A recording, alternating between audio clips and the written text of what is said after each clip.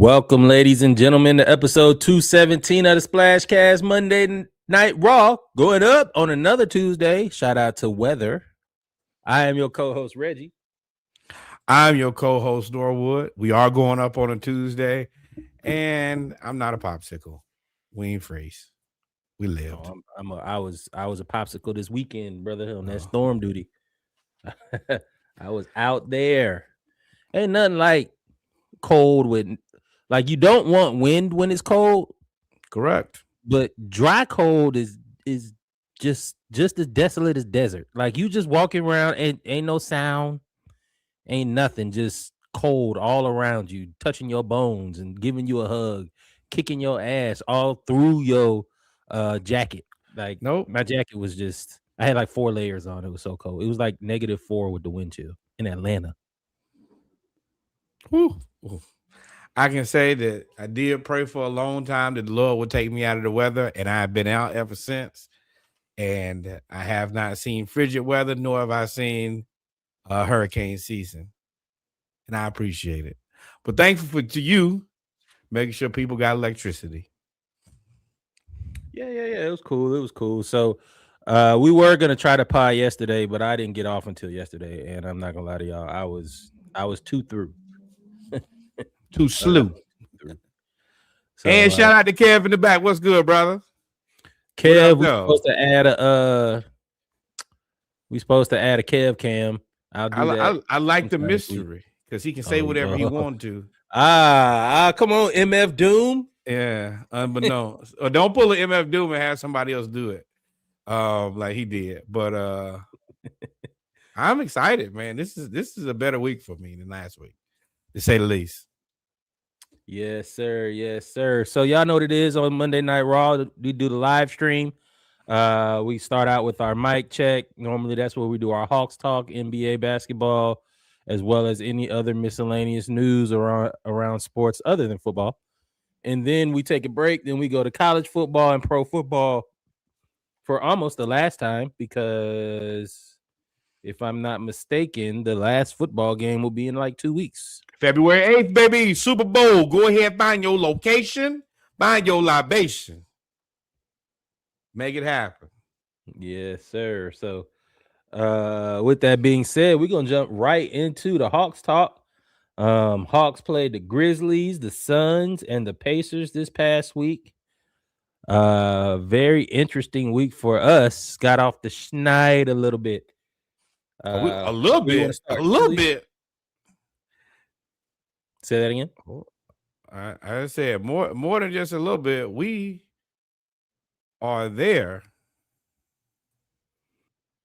All right. But yes, we did get off the schneid. The last time that we talked to you guys, we had lost 4 in a row, and it was not fun around here. It wasn't terrible. The vibes were not immaculate. We had already had a team meeting together. But we had lost 4 games and we tried to win. And when you try to win and lose, it's not a good feeling. We did try to win. We tried to win. Hey, we did our damnedest. It did not work. But this week was substantially better. We started out against the Memphis Grizzlies. Grizzlies are a weird team. We don't know if Ja's going to get traded for 2 nickels. We also don't know if he's going to throw a grenade or shoot a grenade launcher at anybody. We don't know what Ja's going to do. Or if he's even going to play. He hadn't even played a lot before this game. I think it was the first game back, if I'm not mistaken. Right, and then went right back out. And then also, we don't know exactly what's going to happen with Jaylen Jackson Jr. other than he won't get a rebound. That is for sure. Yeah, we know that. He will not get a rebound, but he played, and he played well. We got Ja and Jaylen Jackson Jr., which I really did appreciate. Y'all know that we're down Risacher and Kristaps Porzingis. I'm not wishing for anybody to be injured, but I would like it to be a little bit more fair for all parties involved. We still came out in this game slow. I think we started out 12-1, and I'm starting to believe that that's a Quin problem. If we start every game getting our ass kicked for the first half of the first quarter, you have to figure out what gets this team going before the tip-off. It's like we don't stretch. it's like we don't warm up. We just come out and shoot bricks for the first 5 or 6 minutes before we decide, hey, we should probably play basketball. That's a coaching thing. Yeah. Jaylen, this Ja's a little bit like Baker Mayfield. If you piss him off, and he has to get himself going. Or if he creates a narrative that does not exist. Let's be very clear. He could be doing that too. I agree. Just for clarity's sake. For clarity. And y'all know I'm a Baker Mayfield guy. And I was a Ja guy. He's slowly pissing me off. But him and Mo Gay got into it because Mo, our defensive stopper.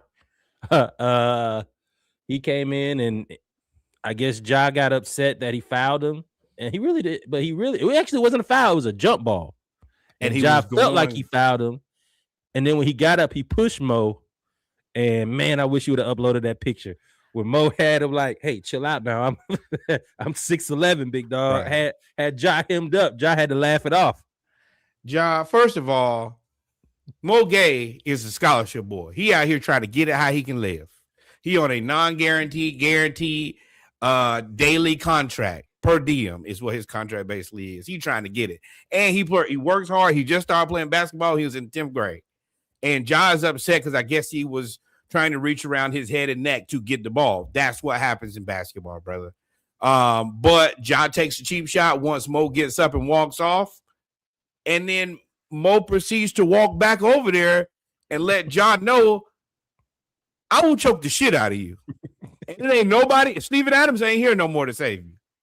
And the way that Ja pushed him, it was unnecessary. Even if you didn't like what he did, just find another time. But to create this moment out of nothing, it really kind of chapped my ass in a special way that I really didn't appreciate. I also say if you're going to be tough, then let them be tough. Let them go ahead, get they one. And what really, really upset me more than anything was at the end of this, they both got technical fouls. I don't know what the part that I didn't understand. Mo ain't do nothing. Mo was walking away from Ja. Ja goes back and pushes him. Then, yeah, I have to let this little human know I will hurt him. I have no issue with this. I think it was great. For us, I think it kind of got us going too. Jaylen ended this game after there was 21 lead changes and 14 ties, 32 points, 15 rebounds, 8 assists. He is kicking ass. And being on the floor with Jaren Jackson Jr. and Ja, and you clearly looking like the best player on the floor, well, let me tell you, that is a great feeling. Because these are two guys, like love them or hate them, are respected and believed to be NBA superstars. Yeah. And then Okongwu, man, if you're not like a physical center, Okongwu gonna kick your ass. No matter, like, if you, the Joel Embiids, the Giannis's, the Jokers, people who kill everybody. No, Giannis is reasonable with him. He's not, the last time we played Giannis, he didn't go crazy on us. As long as these superstars keep it under like 30, I'm mostly okay. Had like 30 in 20 minutes. Giannis went crazy against them. Oh, well, yeah, because he was the only person who scored. That's the Zach LaVine strategy. If there's only one person who can beat us, then you better score. You better be Wilt. And if you can't be Wilt, then it ain't gonna work. But Okongwu was 18-9. 7 turnovers. Can't do that. Cannot do that. It was struggling for him, but Luke Kennard, the addition of CJ McCollum, this is the game that I really started seeing him kind of find his way within the rotation and kind of pick his spots of when he's supposed to create his shots. I think against Milwaukee in the games last week or the week before in the losing streak, I think he was trying to find his way. So he was shooting a lot, one, because we're missing players, but two, he didn't know when he's supposed to press, when he's not. And for all y'all that was up there, y'all posting stats on Jaylen Johnson and CJ McCollum after 2 games. Jaylen Johnson's CJ McCollum's usage is he's shooting more than Jaylen, and Jaylen's averaging 12 points a game when he's hit. Bruh, it was 2 games. 2. So now, and Quin said, like, look, we're not going to be able to practice like we do in the summer and in the off season. So CJ's coming in here in the middle of the season, literally the middle of the season. It has to learn on the fly during the game. So now he's learning to pick his spots. And then Luke Kennard's role now goes from backup point guard and ball handler to catch and shoot. And all of a sudden, he's 6 of 6 from 3, 18 points, going crazy. So I like for this game, and really that's the theme for me for all of these games when we get into it, is that everybody's starting to figure out their role. A couple things here. Number one, Corey Kispert is for now the starting small forward. He is literally only the starting small forward. He will go out there and he will play a lot for the first quarter and a half. And then, of course, to start the second half. In these 2 times, I ask him, like, he gives pretty good effort, but if you know we're not going to close the game with you, I want you to go all out for the 15, 20 minutes you're going to play. Because you can't, you're a big body who can cause havoc, and we're not closing games with you. You know that, we know that. CJ is going to be the addition that comes in to close the game and not you. So the best thing that you can do is early, specifically a place where we've struggled, like I just said.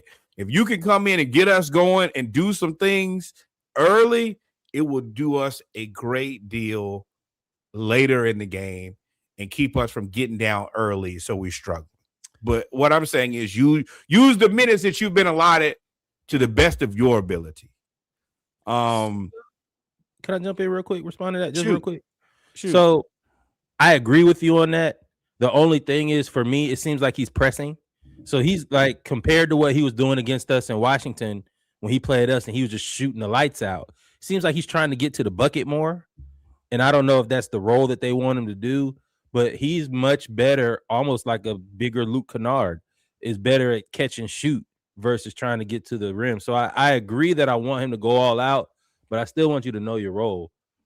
Oh, yeah. Your role. I don't know what that was. But for me, the reason I say that is we don't shoot enough free throws, and we get into the paint, but we pass too much.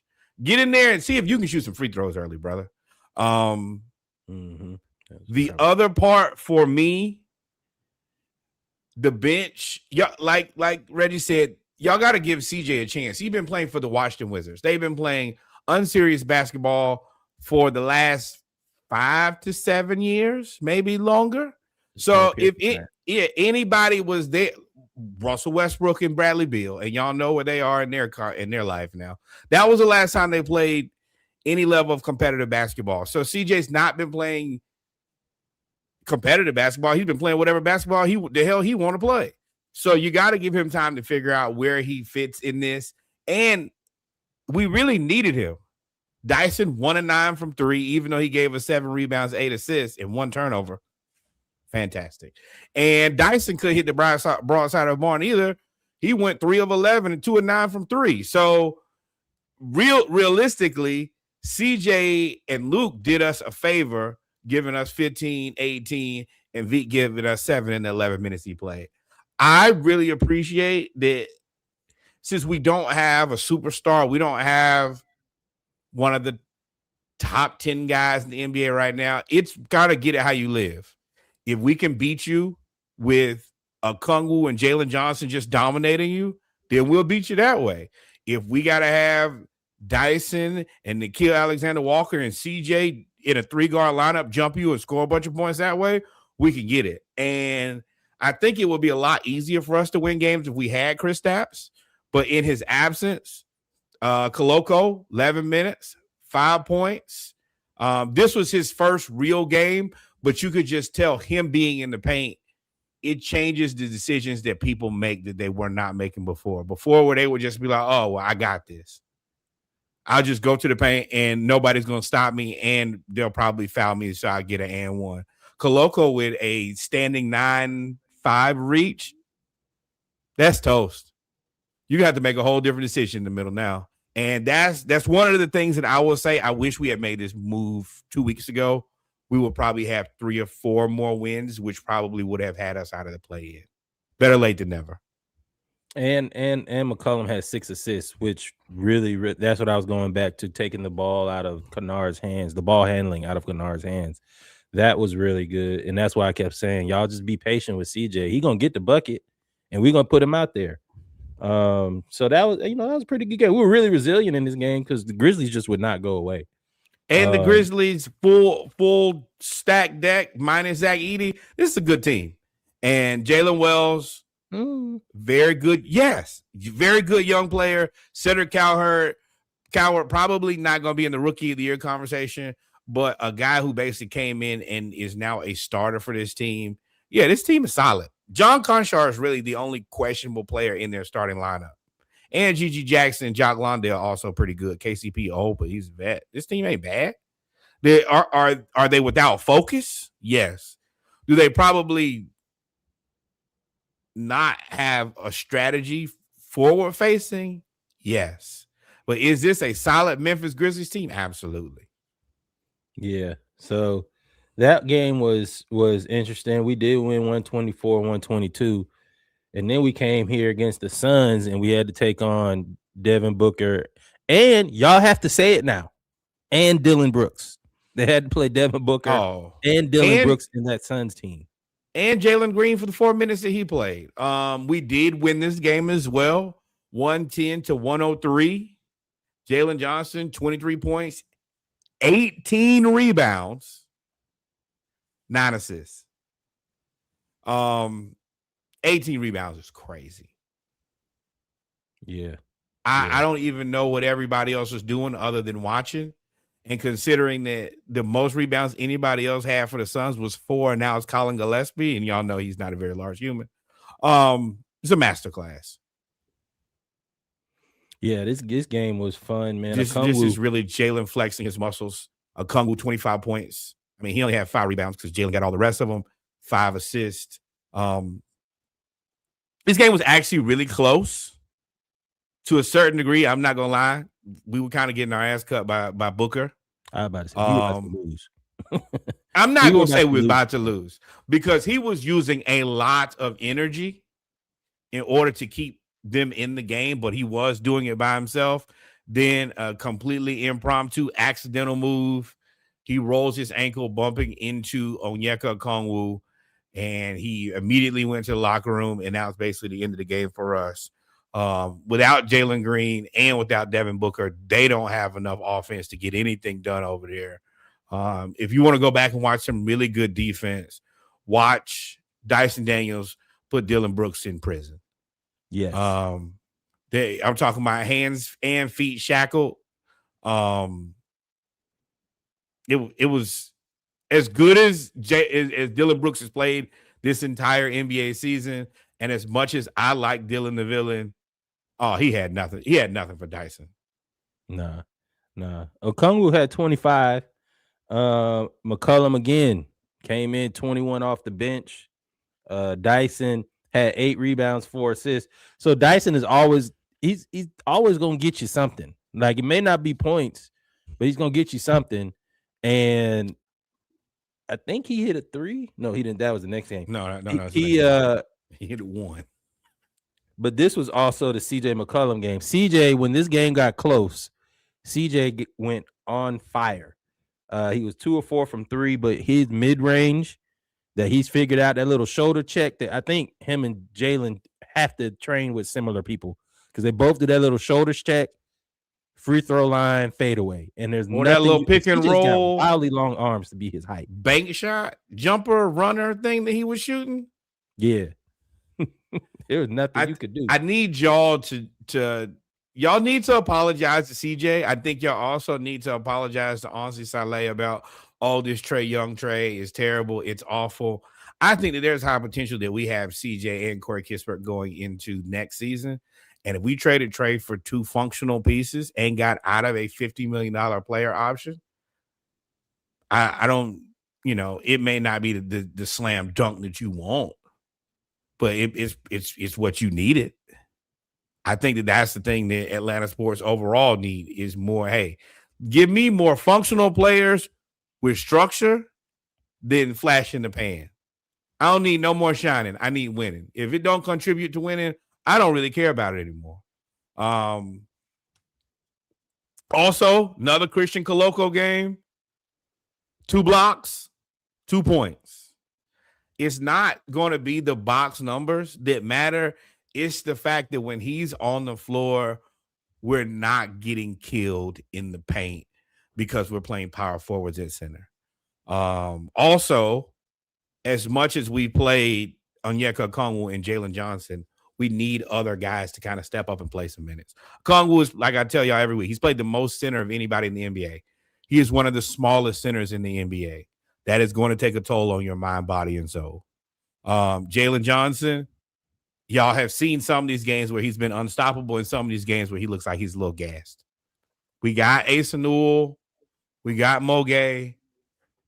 The best thing that Quin can do right now is play a 10-man rotation. Play 10 guys. I don't understand. Moge will come in and get a block, a steal, a hard foul that'll stop a fast break, and a dunk, and then he just won't play no more. And I get it, the versatility in this one, because Phoenix is not a big team other than Mark Williams, and they just ran him off the court. He couldn't really keep up. You can then go small, and Quin likes to play small.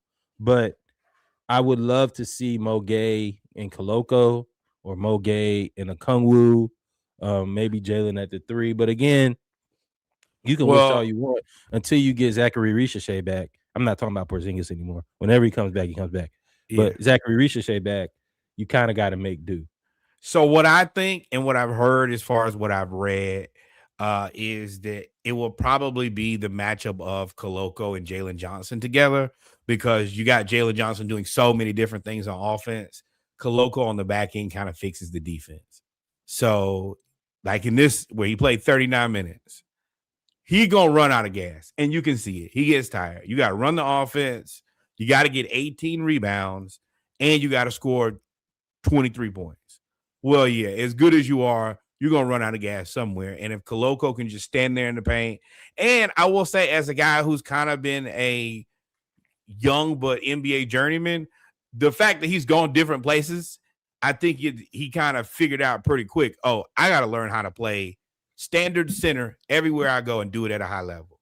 And I think that they're going to probably potentially give him a contract here if he continues to play like this. Yeah, he definitely will. I think Hawks were just fortunate. The misfortune for him was coming out of Arizona. He had them blood clots or something like that. Well, I mean, he's also been a Laker, and he been some other places. He was a Grizzly too, but some of that was because, I mean, he fell in the draft because of the blood clots. Absolutely. It was. I think if he was fully healthy, I think once somebody's gonna keep him. You're right. Him being a journeyman probably makes his motor run hot, meaning I got to stay here. And you get to see kind of the mix of, okay, I get to watch a little bit of what Jaren Jackson Jr. and Zach Edey are doing here. I'm watching Jackson Hayes and XYZ here at the Lakers. So just by going from place to place, you're like, okay, I can steal that. I can steal that. And hey, I got to get it how I live. When I get on the floor, I have to be under control, which he is. And he plays very vertically. And it also helps that your standing reaches almost 10 feet on a 10-foot rim. Yeah, he runs the court, and he takes advantage. He's the guy that you talk about when you say, I want you to play all out. If you're only going to play 12, 15 minutes, he sprints up and down the court. And foul him. I don't care what you do. You got 5 fouls, and if we have to go small ball after that, whoop their ass first. Yeah. So we won that game. Shout out CJ McCollum. Again, picked up the slack. Dyson was spending a lot of energy defensively. His role reminds me of Jamal Crawford. That's what Jamal Crawford used to do. CJ, come in. Jamal, come in. Yeah. Come on and cook. We need, they shoot. Bibby only shooting 15% from 3 for the game. Right. Go crazy. And I mean, this is the thing. Eventually, you hope that you get at least Risacher back, which will give us a bump on offense because we'll play faster. But also, if God forbid we ever get Kristaps, that's really his ability to really take some offense really makes us a really good team at that point. And at that point where we go into a lot of games, we're like, man, we could win this game, we could lose this game. We should go into games saying we could win this game. Now, after this year, you're going to have to find a Kristaps replacement that's consistent. It can't be. He can't be here. I hate to say it, but he does prove concept that, hey, if you have a big center who can come off the bench and play 20 minutes, this thing will work like clockwork. And if they have any bit of offensive skill and play 20 minutes, this team is very scary. Oh, wait till we get to the next game. We got a center with a little bit. I didn't know Koloko could shoot. Oh, hey, Koloko, baby. And then this is the game that Reggie is talking about. This is the third win in the row. We beat the Pacers 132 to 116. And there was a Dyson baptismal. You probably shouldn't have jumped with him. This is a poor life decision, and he flushed on you. This was the third in a row. We're 23 and 25 now. The Pacers are god awful on the road, 3-20. But they played well for the vast majority of this game. McCollum, 23 points. Dyson, when he has these type of games, there's nothing you can do. 22 points, 9 assists. I think he was probably the best player in this game. Not a great game from Jaylen. 15, 7, and 6, 4 turnovers and 4 steals. 15, 7, and 6, and you having a bad game is a good problem to have. It's a great problem to have. Yeah, Indiana's defense, the past 2 games, Indiana and Phoenix, we go through these lulls on offense where we have turnover. And it's like live ball turnovers. It's getting ripped, dribbling the ball off our foot and they pick it up, or a bad stupid pass. And I love Nickeil Alexander-Walker. You're good for one, just what in the hell pass are you doing a game where it's like you just have a temporary lapse of thought and you just give the ball away. And you do so many things. I don't want to complain, but if we're going to be a serious basketball team, we can't have that. Now, the other part about this is this has to be expected when you have the Trae Young trade. The one thing that Trae was an excellent facilitator, and even though he was pretty high on turning the ball over, when he had the ball, the team did not turn the ball over basically at all outside of him because he always had the ball in his hand. We have a lot of people who are now facilitating more. Jaylen, CJ, Nickeil Alexander-Walker, Dyson, even to a certain degree of Okongwu in the way that he's passing the ball. So you have people who are not as natural and as good as the best guy in the NBA. So this is going to be it, but we're going to have to be more mindful and more responsible with the ball as we try to compete and get out of this play. With that being said, Siakam cut our ass for a little bit. Then we cut his water off. That was nice to see. So, yeah, I was saying, like, with the turnovers, I don't like, and it's a Quin philosophy, but Okongwu did it at the beginning and Quin called timeout. He went in and he had a layup and he did like a fancy pass to Nickeil Alexander-Walker in the corner and he missed the shot. And I was like, bro, you got to take that layup. And I think finally Quin was like, hey, guys, I know I prefer the 3, but y'all got to hit these layups. Y'all got to hit these layups because the Pacers are a really well-coached team. They don't have the talent right now because they're built around Tyrese Halliburton and they lost their center. No matter how much Miles Turner does not rebound, he did shoot and stretch the floor, which they don't really have right now. So they have to overly rely on Pascal Siakam. But once we decided to actually just go to the rim, which is what I've been asking, every episode I come on here and say, Dyson, shoot the ball. When you get into the paint, you 6'6", shoot the ball. Dyson dunked on that dude and then hit a 3. I said, oh, Dyson going for 20 tonight. 22 points. He is definitely feast or famine, but he's an old school Atlanta Hawk where, all right, bro, I might not have it tonight. On the nights that I don't have it, I'll be the best offensive rebounder on the team, and I'll probably get you 6, 7, 8, 9 assists. Now, I will say that Rick Carlisle was very weird in the rotation that he rolled out for this lineup. He started Johnny Furphy, which I like because I'm a Furphy fan, but Jay Huff played 3 minutes in this game. And this is a perfect game for Jay Huff to play against a guy who, Onyeka Okongwu and Jay Huff are not the same, but a decent matchup of guys who have skill sets where it could have been a battle. I don't know why he only played 3 minutes and was only put in for garbage time. He would have spaced the floor a little bit better, especially after we went on the 17-0 run in the third quarter and you needed to come back. I don't understand why they didn't go to him, because at least he could shoot. I mean, he can shoot it. And I didn't. Yeah, and you talked about bringing in Mo, who played Pascal and was annoying Pascal. But again, I'm gonna highlight CJ McCollum again because y'all was talking so bad. 23, 8, and 7. I'm gonna say that again. He had 8 rebounds, but he had 7 assists. CJ was playing well, and finally at the end of the game, we just decided to jump Pascal Siakam and Benedict Mathurin and McConnell, because McConnell was cooking us, and Benedict Mathurin had 16 points at halftime. And I was like, hey guys, y'all got to guard him. And in the second half, when we went on that run, 17-0, I think it ended up being like 24-7, a 24-7 run. That's when you kind of took the will of the Pacers away from there. And CJ and Koloko. What is Koloko Loso? I'm loco for Koloko is what Bob. Bob, yeah. Shout out to Bob. He hit a 3. Man, the GOAT. He had a 7-point. And during that 17-0 run, he had a 7-point stretch where he hit a 3, got a block, ran the floor, got a dunk, came back, got a rebound, ran the floor, hit a jump hook, and they called timeout. I said, oh my God, do we have a 7-footer that can do that plays? Man. Now, I had to go back and pat myself on the back, because as soon as we signed him, I said, this is a great signing by Onsi Saleh. He was able to get a center with size who has a decent amount of athleticism and did not have to lose a roster spot. As a slam dunk. And I want to thank Christian Koloko for proving me to be right. I wish we got him 2 weeks earlier. We probably would not have lost as many games, but he's been everything that we've asked for.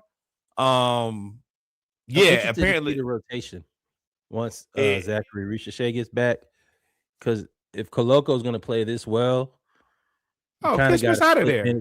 Huh? No, Kisper's out of there. Kispert is out of there. Kispert is the guy. Yeah, but you also have Mo, and you also have, even though they sent Asa down there to College Park, he had like 40 points.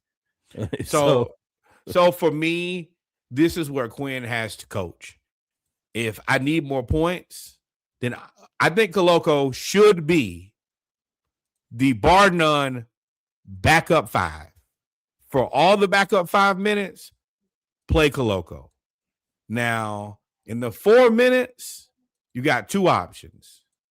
You could play Risacher at the 4 now if you need to, because him and Koloko, CJ McCollum, and Kennard, they work perfectly fine. You can put that lineup out there, and before we were rolling out a lineup which just did not give us enough scoring. Now we don't have that problem. And the 5 that he's playing with, Koloko is big enough where he's not, Risacher is not responsible for any rim protection. The other part is, and I prefer, if you need a defensive stopper with your backup 5, then play Mo. If we're up and we want to score more points, then play Asa. Just situational basketball. Whatever you need and whatever you think will get us over the hump, that's what I would do. If our starting lineup is getting killed and we got to go to the bench, then put Mo out there to harass somebody. I think that that's the wisest decision, and that gives us the most opportunity to match up and take advantage of matchups instead of matchups always taking advantage of us. Where does that leave Veet? Because Veet was getting all the minutes. He was getting all the minutes earlier. He was shooting. He got a little cold, and now he's averaging like 2 minutes a game now. It's tight. Hey, man, we out here trying to win basketball games. And when you can help us win basketball games, you play. When you can't help us win basketball games, you can't play. That's what I said. I don't care about this flash in the pan. Do you help us get closer to winning games? If the answer is no, then put your warm-up on and be loud. Which he is. He's a team player. Right. And when he gets in, he's gonna be because he can if he can get his shot back to just half of what he was shooting because he was on fire before. Then that gives you the option to now kind of get, as Norwood says, as we call him 2K, you get 2K-ish. Now you can have like Veet, Kennard, Kispert, CJ, and then Koloko, and you can just shoot the lights out all day long and do whatever you need to do. Or you can kind of mix and match depending on your opponent. But that's on you, Veet. You're gonna have to get your shot back right for that to happen. And I mean, let's be real. We got a lot of basketball to play. Injuries. Veet still he can play 4 or 5 games if for anybody, roll an ankle, any of those type of things. CJ is getting older. Shit, y'all asking him to play at 1:30 in the afternoon. I mean, in some of these times, yeah, Veet, you gonna get the shot. We want to, keep everybody as fresh as we can. I really hope that we kind of, especially with Okongwu and Jaylen, I want them to play less minutes. I'm happy that Okongwu, when All-Star goes, he'll get a break. Everybody else will get a break. I'm glad we don't have not a single rising star. I know that Jaylen's going to go, though, because this will be his first All-Star, and he's playing out of his mind. He's a representation of the Hawks.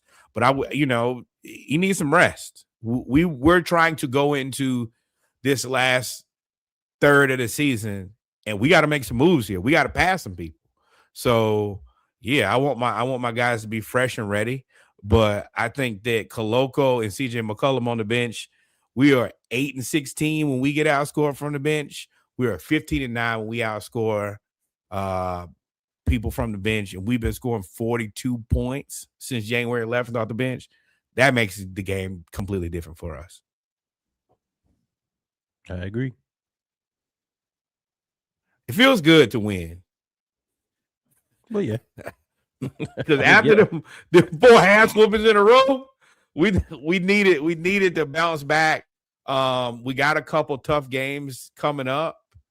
I know we play Houston and we play Boston. I want to beat Boston because I don't know why they're better than us, other than Sam Hauser just shoots the cover off the ball. But and Jaylen Brown. Yes, that was going to be my next point. Is I want Mo and Jaylen Brown very early, and they already like to go with a 3-guard lineup anyway. Play Mo at the 3 and let him harass Jaylen Brown, please. Yeah, I mean, you got 6 fouls with Mo. So I think that's what you with Jaylen. And they don't have a big. It's not like they're a big team either. Yeah, let's play big. Mo, even though that might get you in the bonus, it'll keep hitting. I mean, last game he had 30 points at halftime. He had 15 points. Yeah, he outscored us in the first quarter almost by himself. If he don't do that heavy lifting, they probably ain't gonna get it. Especially if we still got Dyson and Q Alexander Walker to like. I don't think Derek White gonna torch us. Now you can't let Sam Hauser shoot open threes either. That can't happen. But outside of that, I think that we can beat them. Then we play the Rockets. Then we get the Pacers and Miami and Utah and Charlotte and a Minnesota team that's struggling. We could make some hay right now. We really need it to get out of this play-in. Yep. Injuries wise, Porzingis is going to be reevaluated in a week. He has resumed basketball activities after being out with Achilles tendonitis. Anything dealing with the lower calf or the heel in that area, they are not going to play you. You can go ahead, shout out to Kevin Durant and Tyrese Halliburton. Once that happened, it's over with. You'll never, if you have any tightness in the calf, you're not going to play. And I understand I'm frustrated because of Porzingis, but you also got to realize this is why we signed him. We signed him knowing that he's not going to play a lot, that he got basically a dead leg. He's got POTS. And at this point, you just he got to pick a struggle, bro. You can't fall apart inside and outside now. God, he's just trying. He's expiring. The contract, honestly, not him. Honestly, we're doing him a favor because we could just say play because you ain't gonna be here next year anyway. No, we letting you rehab, and when you come in the game, just be tall. That's all we need you to do. But And I then do Ricochet, think that Koloko takes the pressure off. And I think that now it's like, let's, I hate to say it, but you finna get the Trae Young treatment next. See if we can win without him too. And if so, you too, which I think he already knows he'll be somewhere else next year. yeah, and then Ricochet going down to College Park. That was for practice. He's never gonna be down there. Just went down there because they were gonna have practice and we not. Right. Well, no. I know he was ramping up. He's considered day to day because of that knee bone contusion, which is, I think, just scientific word for a deep bruise on his knee. So Koloko coming in and playing well has bided us time with those two. Correct. Ricochet comes in, and now you can play him at the 2, which is very, very interesting. And makes our bench kind of crazy. Or you can start him. I don't know how you feel about it. I would rather. Well, you got to start him. Yeah, Ricochet is. Yeah. Kispert, while he's being a very good placeholder, he's not the starter in this situation. Now, there are a couple of things I want y'all to pay attention to. Number one, we have a back-to-back. So we play Wednesday and Thursday. So I assume Ricochet to play one and not the other. The other thing is, and it's Boston Rocket. Yes. So I assume he plays one, does not play the other. And we will both be traveling on that back-to-back, us and the Rockets. So I assume us both to be tired. You probably get more VEET minutes than that. And also, y'all just need to remember, I think it's February 5th is the NBA trade deadline. So you will have teams that are literally making season decisions in the next week of, hey, are we going to continue to try to stay competitive? Or, hey, are we putting this season in the tank like I think Utah has? I think Memphis should. What about AD? Should. I think really trying to push that. That is fake news and propaganda from Rich Paul. Nobody wants AD. Nobody is stupid. Nobody's going to be stupid. Nobody's going to be interested in that. They're now content with keeping AD through the end of the season. He's not going anywhere. So you think we stand pat at the trade deadline? No, I think that there's potential for us to make a small move, but no large swing. I don't think that there's anything that's super available that we want to be attached to. We rather get through the season, get to the draft, and then if we're interested in a person, make a move. But what small moves have you heard about? I'm not sure yet. I ain't heard no small moves, but I could see Kennard going if we're more in a position to see what's available. We're gonna go to the store. Everybody gonna put out, hey, this is what I got for sale. If we feel like, some of these teams are going to try to get under, lose some money here. So if we can swap out, then we might be interested. Something, it's got to be a steal, or if there are picks involved, we might be interested. But outside of that, I think we're probably chilling at this point. That's what I figured. That's what I've read. Everything was they trying to force AD on us. And because literally the other one was, of course, Giannis, but he's hurt. AD's hurt. There's really nowhere else to go. And we don't want Jaren Jackson Jr. So I think we're going to end up standing pat. We may end up taking on a salary if it involves picks, is what I think might happen. The only thing is we're so close to the tax. We ain't going to the tax for no reason. So right. So that's the reason I think that, somebody has an $11 million guy that they'd like to swap out that we might be more interested in now that we have Corey Kispert. Then that might be it. But Kristaps, he's not going anywhere. Ja, I think, has another ankle issue. He's going to stay pat. Giannis is not going to play for 4 to 6 weeks, which has tanked the Bucks. And Kuminga, I don't think that was in the cards for us in the first place, even though might have been talked into that.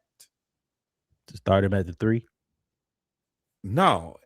put him on the bench as a 3. He is not playing. Best thing that he can do now is play. And if he played well, I could possibly be talked into then maybe parting ways with Risacher if there was somebody who really wanted a humdinger deal for us. And yeah, I don't think that I like Risacher and I like Kuminga. I think Kuminga may be a better basketball player right now than Risacher. If I could get Kuminga and then I could also move Risacher and get, a real deal or a person who I think really pushes us over the top, I can be talked into that for sure. I don't think there's many players that could push us over the top from a 5 standpoint for Risacher that I'd be willing to go get. I don't think Giannis is going to come to Atlanta. No, really I'm talking about like available. There are some guys on rookie contracts that you could probably be interested in, especially if Walker Kessler was healthy. If you could give right, but what I'm saying is, like, if I was able to get Kuminga and then say, hey, I'll send y'all Risacher, y'all send me Walker Kessler, I could 1,000% be talked into that. Yeah. Well, we can speculate all day. Yeah. Otherwise, the only other big trade piece that's still available that is being talked about, even though they won today by 16, is Cat and the Knicks. And, Big Cat. And they talking about Cat going to Orlando, which would be interesting for sure. There would be no defense, but it would be interesting. So, number one, I told y'all from day one, as much as I think that people did enjoy Karl Anthony Towns, and I think the Karl Anthony Towns experiment has been pretty solid in New York, his demeanor and New York's demeanor was always going to end up like this. Y'all had to know this. It was going to be great until it wasn't. And I said that when they traded him. Y'all know who Cat is, and he's always been that person. And y'all know who New York is, and they've always been that city. This is oil and water. You can stir it up, and it'll look like it's going to mix, and then what's going to happen? It's going to separate. So the first question I have to ask is, who do you think won the Cat Julius DiVincenzo trade? Push. Ain't nothing. What was the? I mean, no, New York, because New York made it to the Eastern Conference Finals, right? Right. So wait, didn't they go to the Western Conference Finals with Julius? They lost to Dallas. Yes, because he was cooking Gobert. No, Julius wasn't there. Yeah, he was. He was there. Yeah, he was going crazy. A push, but if to me. The thing is, both of these players are back on the block. Like, no, they're not. Cat is rumored. Julius is not up for sale. Kevin, you got to type in there so we can hear you. But Julius, you better not call and ask about Julius. Well, Julius was earlier in the season. They were talking about trading Julius. Okay, yeah, there you go. Studio. Yeah, chat. No, not studio chat. Comments. Cool. But yeah, so Julius was, and then they took him off, and Cat wasn't, and they put him on. So to say who won, whoever plays well enough to keep the player, I guess, is what I would say. Wait, and the Timberwolves have been to the conference finals back to back, Mavs and OKC. I think that the Mavericks are winning this. The Timberwolves might. Not the Mavericks. I think the Timberwolves have won this. They may have won that. They may have won it. And that was always my thing. For both, though. It was time. I don't believe it. I think people be just saying that it's a necessary time to get rid of Julius. And every time people get rid of Julius, I think it's a bad idea. I think it's necessary for Cat and Gobert in Minnesota to part. Sure.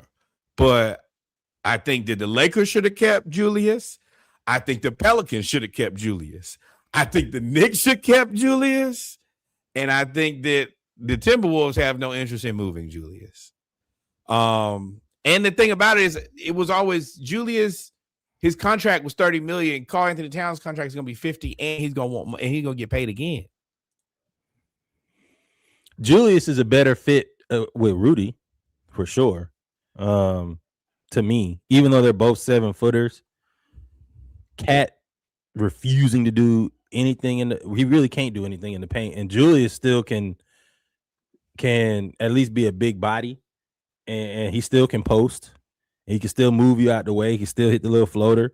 So yeah, I mean, you talked me into it. I would say Minnesota won it, especially if they trade Cat. Now, if they trade Cat and get like Banchero back, then But if they trade Cat, they got to figure out what they're gonna do. Because what you gonna trade him for? You have to get what? Mo Wagner. You'd assume Franz or Banchero. No, I'm trying. I don't know what, and I wish Sneaky was in here to tell us. I don't know what the Magic are gonna do. They need to probably move. This is just my opinion. I think they need some of them draft picks back for Suggs. They gave the house away, and now they don't have draft picks, and everybody's expensive.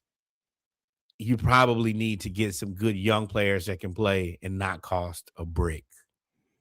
And you got Anthony Black, who you're going to have to make a decision on, I think, either this year or next year. Well, the decision made. Suggs is out of there, brother. But, I mean, who you going to get to take him? He's paid a lot of money, and you can't just give him away after you gave away 5 picks or 3 picks.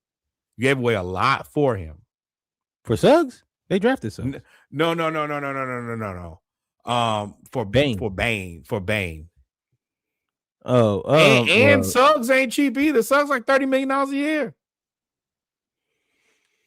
Well, then the answer, it would be Mo, Wendell Carter Jr., and it's gonna have to be Franz or Banchero, because that's the only way you make the money work, right? Well, it'd be Franz. Now the good thing about the Suggs contract is this is the first year, and it's de-escalating. 35, 32, 29, 26, 26. That's good. That is Jalen Suggs. Yeah. So it would be Suggs, Wendell Carter Jr., Mo Wagner would probably be the 3 that you would trade for Cat to make the salaries work. Because the Knicks salary got to match, right? Yeah. And Cat's at what, 54, 56? Yeah. Yeah, you got to have the salaries match before you throw in the picks, unless you get a third team. Now, I could talk to you about 2-team trades all day. Once you get into your 2K, three team trades is a whole different. I don't know none of that. I think it's a 3-team trade too, but I don't.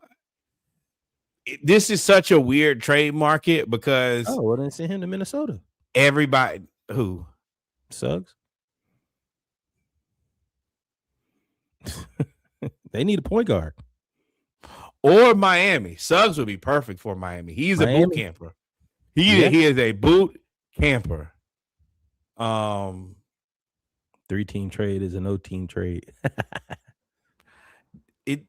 This trade market is so weird though, because nobody seems to want to make a move, and all the big pieces are injured.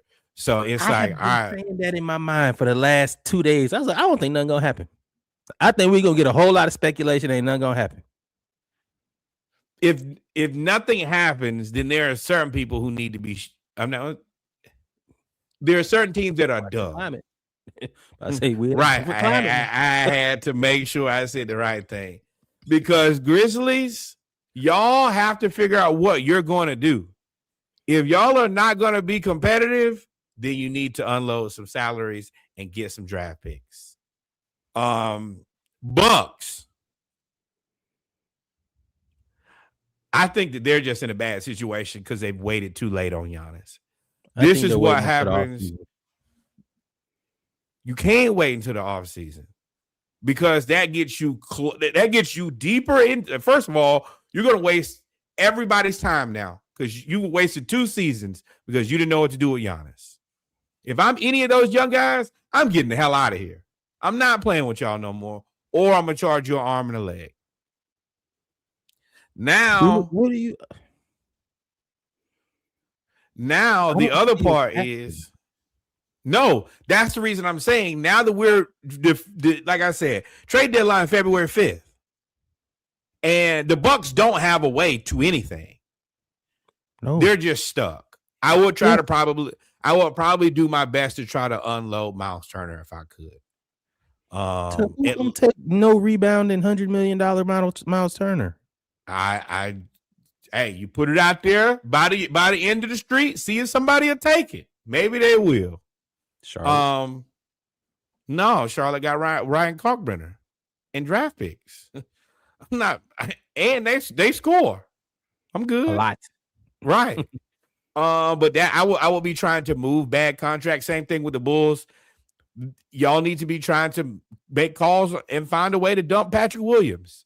Just riding the Patrick Williams wave makes no sense to me. Ain't that $90 million? When this contract $90 million? Yeah, it's like 27 million in a year. Pacers, y'all are in the tank. Wizards, y'all in the tank. Nets, Michael Porter Jr. or bust. And that's really it from the East. On the West, it's really just the Grizzlies. The Kings should do something because y'all are old. But that's it. The Grizzlies and the Mavericks are going to tank out. But the Grizzlies letting the Clippers pass them, that's a problem. Well, I mean, we assumed the Clippers were going to get it together if they stayed healthy. They still first of all, they spotted you. They came in 6-15. Second of all, you have Ja and Jaren Jackson Jr. You're paying money through the nose. You're not going like. And I'm not sure if they have draft picks. They probably do have those Orlando Magic draft picks. Yeah. But that don't do nothing for you winning or losing. You'd still need to be winning. So try to rob the Lakers again. Yeah. But that's really it. Those are the teams that I'll watch. Trailblazers, I think they're going to do their damnedest to try to win. Warriors going to hold on for Steph. The Suns is going to hold it in the road. Timberwolves, Timberwolves, Lakers, Rockets, Nuggets, Spurs, Thunder, all trying to win a chip. So it's like three teams that just have no clue. Grizzlies, Bulls. What they doing? Bucks. Grizzlies, Bulls, Bucks. Y'all are the Three Stooges. Congrats. Yeah, and they probably fire all of y'all front offices because y'all have no clue what you're doing. We're gonna move right on now.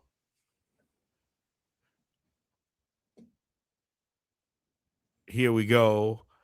East All-Stars, Cade Cunningham, check box. Tyrese Maxey, check box. Giannis, question mark. Jalen Brunson, question mark. Jaylen Brown, check box. I don't know if Giannis should be the starter, and I don't know if Jaylen Brown should be the starter.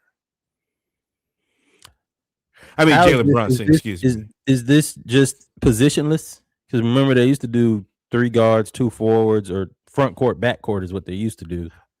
I think that they're doing something. 3-point guards, a shooting guard, and a point forward.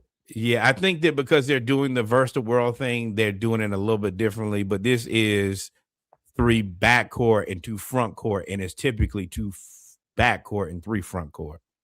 I don't know. They be making up these all-star rules every year so that people are interested, and people are just not interested. Joel hasn't played enough to start, I guess. Man, Joel ain't played enough to be an all-star. I would have, I guess, because all of these teams are also, aside from Giannis, take away Giannis because Giannis is Giannis. He's a super duper star. The rest of the 4 are the number 1 team in the East, the number 2 team in the East, number 3 team in the East, and then the 76ers with Tyrese Maxey, who I think are 6. So they're all winning teams. And I think that's probably why you won't see Jaylen up here, even though he has the second most triple doubles in the league behind the unicorn, the GOAT, the Joker. So I would have liked to see him get some more consideration, but we're not winning enough. Okay. Has he not played better than Giannis? We got more wins than them. But that's why I said take Giannis away. Giannis is LeBron, KD. Fair It enough. used to be Joel if he I don't were like it. I don't like eligible. it, but You just don't I'll start allow to it. start. Like they're gonna put you in there because your name is Giannis. And I mean, yeah, 30, 20, and whatever against us. So the East is cool. I'm not mad at it. Jalen's I mean, they're all winners and they're rewarding winning. Aside from Giannis. I was about to say, I think that there's somebody else I think that should be in the East. Oh, I think Donovan Mitchell before Jalen Brunson. Yeah. The dozens of dimes. Yeah. He's played. I mean, he's been cooking this year. Yeah, the dime a dozen versus small guard. I mean, small guard versus small guard, really. Bigger market, better record. That's all I got. Fair enough. But I do think Jaylen Johnson should be a starter, but it is what it is. Then in the West, SGA, check box. Joker, check box, but I don't think that he'll qualify because I think that he's going to miss too many games. Luka, check box. Steph, I don't know. And Wemby. Yeah, I mean, Wemby, yeah. I think that Anthony Edwards should be starting over Steph. A lot of people were upset that Anthony Edwards was not starting. They definitely have him starting over Steph. I think if Joker becomes ineligible, then you probably put Ant there, because you got Wemby as your front court. But yeah, Ant deserves to be there. Julius deserves to be an all-star. I don't know if he deserves to start, but he deserves to be an all-star. Julius ain't gonna make the conversation. Nope. I mean, he's playing really well. Denny, KD, LeBron is the guy who don't need to be an all-star and won't be. I mean, Julius might make it there because some of these guys, you're right. Kawhi and LeBron, I'm pretty sure I'll have to go back and check. They don't have enough games. They don't have enough games. So I think that we'll get there once everything is said and done and all of the games play out and those type of things. But I definitely think that Anthony Edwards should be starting over Steph. But I think that's we'll do you a solid type of thing. Same thing with Giannis, lifetime achievement type of thing. Yep. But that's that. I mean, I'm just waiting to see when Jaylen makes it because he deserves it. If they don't, we will ride in the streets. Safely, hopefully. And then finally, Trinity Rodman becomes the world's highest paid women's soccer player in a contract that the Women's Soccer League initially rejected. But when you know your value, you make them come back. She makes $2 million a year.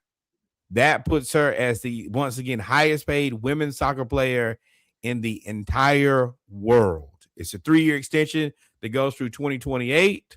And this kind of has the European markets on notice.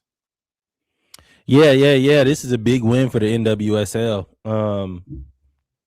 Keeping one of your people here versus going overseas, which is in the international soccer market. I mean, normally overseas can pay you. And then right after overseas in Europe and all of that, you still got South American leagues. And if you really just want to make money, you can always go to the Middle East. So, I mean, for her to decide to stay here. We'll pay you for anything. Well, I don't know, but actually that might not be right for women's soccer in the Middle East. I don't know about that. But also not the most conducive to women's rights. But the law is Sharia. So, oh, Lord. But again, for her, this was red the equivalent flag, of like red card, yellow card now. This was the equivalent of the MLS bringing over some of the older big names. But the fact that she's in her prime is a big deal. Wow, the Pistons are going crazy. Is a big deal. So shout out to Trinity Rodman. That's a big deal. And shout out to women's soccer. It's a lot of fans here. Yeah, I think you hit the nail on the head here. The biggest thing was maintaining your star in your country. And she is a star. No doubt about it. Shout out to the Rodman jeans. They are real.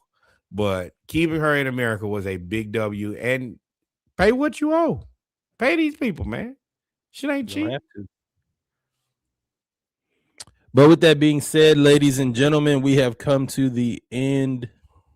I think we're at the end. We have come to the end of the mic check. We are going to take a quick break, and then we will be back for episode 217. We'll jump into NCAA football real quick, and then we'll do NFL football. Got a lot to talk about. Falcons focus. Stefanski's introductory press conference had a lot of notes.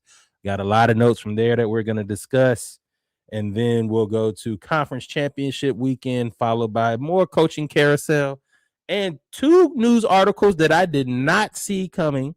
We'll end with that. So my game plan here is we're going to get through NCAA. We're going to have a brief primer on the changes. We're going to laugh at a decision that a school has made. We're going to get quick timeout, beverages, and then close it out with football. Yeah, we're going to spend some time on this Falcons, though. Well, I got a lot of notes for it. I can spend time on it. But we're going to talk about this Stefanski stuff. There's a couple red flags in his discussion that I ain't like hearing. So but we're gonna do the college football, then we're gonna come back, have a little drink break. Then we come out and close out with the NFL. Once again, like, follow, subscribe. Thank you guys for rocking with us. It is crazy that football season is almost over. That means it's about to be warm. I guess you haven't looked outside lately or looked at anything. Not for the next 14 days. We ain't gonna be nothing but cold and miserable. And cold. That's the reason you should like, follow, subscribe. Go back and listen to last episode 216, Smoking Sig. We shall be right back. Y'all stay tuned.